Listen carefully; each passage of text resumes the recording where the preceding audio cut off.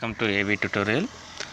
మనకి ఈరోజు ఆంధ్రప్రదేశ్ రాష్ట్రానికి సంబంధించి ప్రధానంగా గ్రామ వార్డు సచివాలయ ఉద్యోగులు సంబంధించి ఇక్కడ రావడం జరిగిందనమాట. ఈ యొక్క గ్రామ వార్డు సచివాలయ వ్యవస్థ ఏ విధంగా ఉంది, ఏ విధంగా ఇంప్లిమెంటేషన్ అవుతుందంటూ ఇక్కడ స్పందన కార్యక్రమంపై కలెక్టర్లతో జరిగినటువంటి వీడియో కాన్ఫరెన్స్ మీటింగ్లో రాష్ట్ర సీఎం గారు మాట్లాడడం జరిగిందనమాట.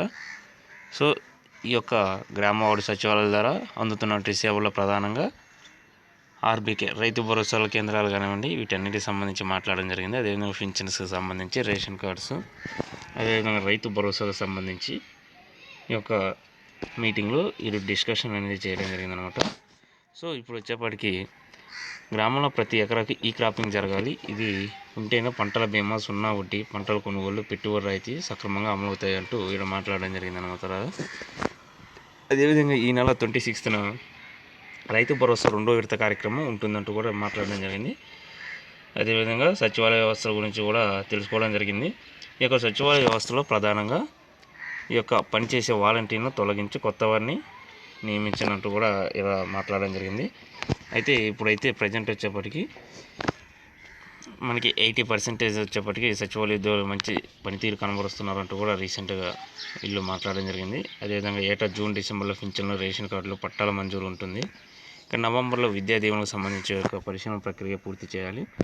ఈ నెల 29, 30 తేదీల్లో సిటిజన్ అవుట్ రీచ్ కార్యక్రమం చేపట్టి సచివాలయ ఉద్యోగులు, వాలంటీర్లు ఈ యొక్క గ్రూప్స్గా ఏర్పడి ప్రతి కుటుంబాన్ని కలవాలంటూ కూడా మాట్లాడడం జరిగిందనమాట. సో అదేవిధంగా ప్రతి మంత్లో 4 వెన్స్డేస్ వరుసగా గ్రామ వార్డు సచివాలయ స్థాయిలో, మండల యుఎల్బి స్థాయిలో, కలెక్టర్ ఆధ్వర్యంలో, జిల్లా స్థాయిలో ఇక్కడ ప్రతి సచివాలయ వాస్తవ పరిస్థితులను తెలుసుకోవాలంటూ కూడా ఇక్కడ రావడం జరిగిందనమాట.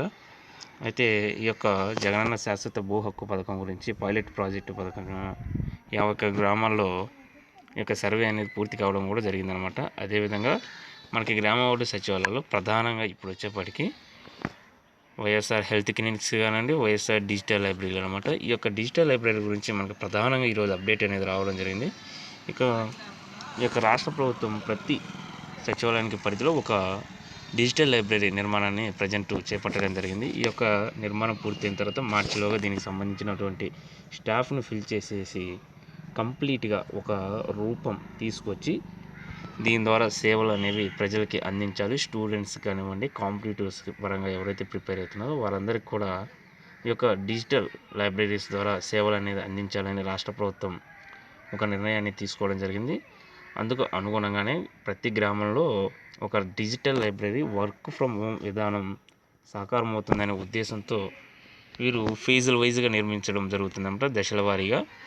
అయితే మొదటి దశలో సుమారు 4314 లైబ్రరీలు నిర్మిస్తున్నామంటూ కూడా రాష్ట్ర ప్రభుత్వం రీసెంట్గా తెలపడం జరిగింది. అదేవిధంగా దీనికి సంబంధించి మనం డిజిటల్ లైబ్రరీకి సంబంధించిన అప్డేట్స్ ప్రీవియస్ వీడియోలో మనం క్లియర్గా ఎక్స్ప్లెనేషన్ అనేది ఇవ్వడం జరిగింది. ఖచ్చితంగా దీనికి సంబంధించి ఎటువంటి అప్డేట్స్ వచ్చినా సరే ఈ యొక్క అప్డేట్స్ అనేవి ఈ యొక్క వీడియోలో మనం అందించడం జరుగుతుంది. అదేవిధంగా ఈ ఛానల్లో ప్రతి డీటెయిల్స్ కూడా ఇవ్వడం జరుగుతుంది. అదేవిధంగా వైఎస్ఆర్ హెల్త్ క్లినిక్స్కి సంబంధించి కూడా మనం ప్రీవియస్ వీడియోస్లో చేయడం జరిగిందనమాట. ఈ యొక్క డిజిటల్ లైబ్రరీ ఫేజ్ తొలి విడతలో 4314 ఫిల్ చేసి తర్వాత ఎన్ని వేకెన్సీస్ ఉన్నాయి, ఇంకా ఎక్కడెక్కడ ఉన్నాయో అన్నీ చూసుకొని నెక్స్ట్ సెకండ్ ఫేజ్లో మిగతా రిమైనింగ్ అని రిలీజ్ చేయడం జరుగుతుంది. అదేవిధంగా మనం ప్రకాశం డిస్టిక్కి సంబంధించినటువంటి లైబ్రరీకి సంబంధించినటువంటి అప్డేట్ అనేది ఈ యొక్క డిజిటల్ లైబ్రరీ నిర్మాణం అక్కడ పనులు అనేది శరవేగంగా జరుగుతుంది. వాటి గురించి కూడా మనం ప్రీవియస్ వీడియోలో ఇవ్వడం జరిగింది.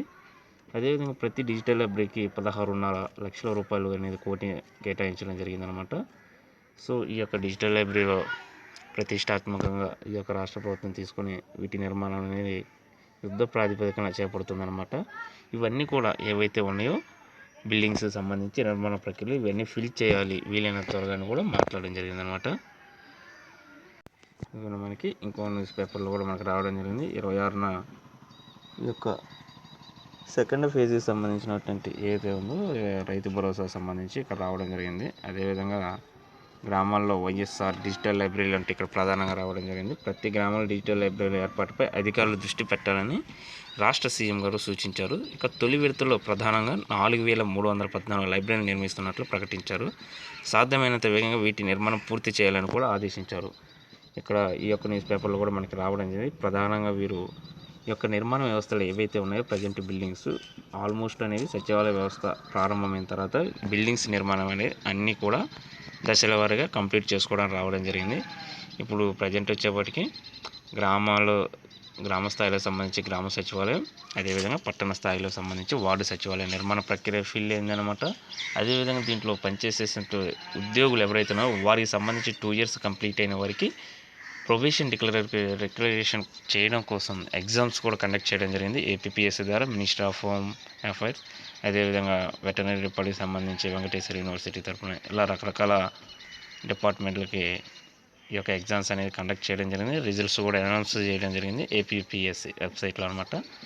సో దీనికి సంబంధించి ప్రజెంట్ అనేవి అధికారాలన్నీ కూడా ఈ యొక్క గ్రామ వార్డు సచివాలయ చీఫ్ ఎవరైతే ఉన్నారో అజయ్ జైన్ గారు కంప్లీట్గా కలెక్టర్లకే పూర్తి బాధ్యతలు ఇస్తున్నట్లు కూడా అధికారాలు ఇస్తున్నట్లు పేర్కొనడం జరిగింది అనమాట. దీనికి సంబంధించి కూడా మనం ప్రతి అప్డేట్ కూడా ప్రీవియస్ వీడియోలో ఇవ్వడం జరిగింది. ఇంకా ఇలాంటి అప్డేట్స్ అనేవి ఖచ్చితంగా ఏవి వచ్చినా సరే మనం ఈ యొక్క ఛానల్ ద్వారా వివరించడం జరుగుతుంది అనమాట. సో ఇప్పుడు వైఎస్ఆర్ డిజిటల్ లైబ్రరీ అనేది ప్రజెంట్ రావడం జరిగింది. ఆర్బీకే కేంద్రాలు కానివ్వండి, రైతు భరోసా కేంద్రాలు అనమాట, అవి కూడా నిర్మాణం మ్యాక్సిమం అయిపోయినవి.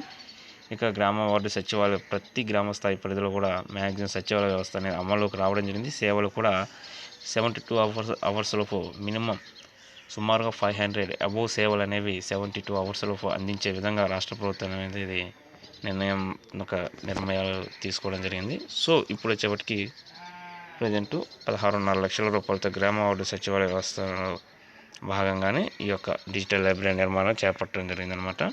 ఇక వీటిని దశల వారీగా నిర్మించాలని రాష్ట్ర ప్రభుత్వం నిర్ణయించింది. వీటికి సంబంధించి ఇంకా అప్డేట్స్ మనకి మార్చిలో ఫిల్ చేయాలన్నారు. ఈ నోటిఫికేషన్ ఎప్పుడు రిలీజ్ అవుతుంది, వీటికి సంబంధించి ఇంకా మనకి క్లియర్ కట్ విషయాలు అనేవి కంప్లీట్గా రావాలి. వచ్చిన వెంటనే ప్రతి విషయం కూడా డీటెయిల్ అప్డేట్ విషయం ఏదైనా సరే అన్నీ కూడా ఈ యొక్క లైబ్రరీని చేసిన వారికి యూజ్ఫుల్గా మనం అందించడం జరుగుతుంది. సో ఇలాంటి మరిన్ని అప్డేట్స్ కోసం ఈ యొక్క ఛానల్ని లైక్ చేయండి, షేర్ చేయండి, సబ్స్క్రైబ్ చేయండి. Thank you.